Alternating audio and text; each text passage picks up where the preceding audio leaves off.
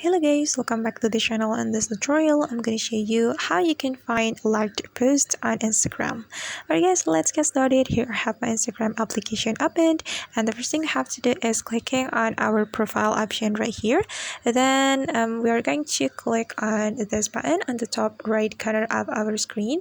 Then there will be several options for us, and we have to click your activity. Okay, and since we want to find the liked post, we can click on likes option right here.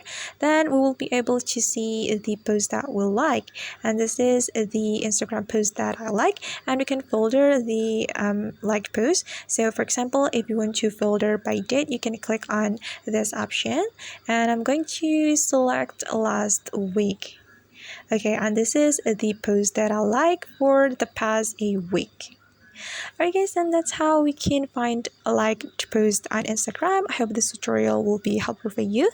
Thank you so much for watching, and if you find this tutorial is useful, don't forget to hit the like button, leave your comments, and also subscribe to this channel. See you on the next video.